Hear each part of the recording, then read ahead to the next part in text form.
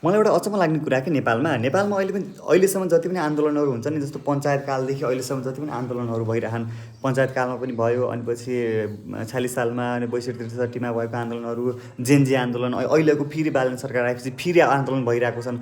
यसको मेन कारण के लाग्छ भने यो जुन फल्स इन्फर्मेसन जस्तो भइरहेको, फल्स इन्फर्मेसन मान्छेहरू पाइसकेपछि यही कुरा हो कि क्या हो भनेर बिलिभ गर्छन् कि। जस्तो मान्छेले अब पहिला पो पञ्चायतको कालमा पो अब मिडियाकर्मीले जे न्युज दियो त्यो पत्याउनै पर्ने हुन्थ्यो, आफूसँग अब खोज्ने केही साधन थिएन, जस्तो अहिले हुन्थेन त्यो बेलामा। अहिले त हामीले हरेक ठाउँमा यो न्युज फ्याक्ट न्युज हो कि होइन भने चेक गर्न मिल्छ।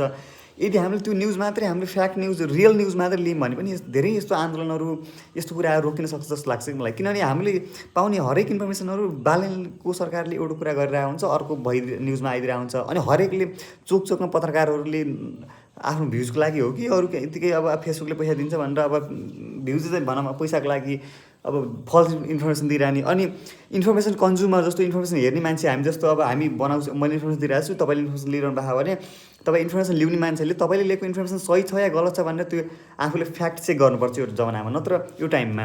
नत्र फेरि यति धेरै चोकमा फल्स इन्फर्मेसनहरू मार्केटमा आइरहेको हुन्छ। त्यो इन्फर्मेसनले गर्दा आधाभन्दा धेरै प्रब्लम क्रिएट गरेर हुन्छ कि, आधाभन्दा होइन 100% प्रब्लम क्रिएट गरेर आउँछ फल्स न्युजले गर्दा।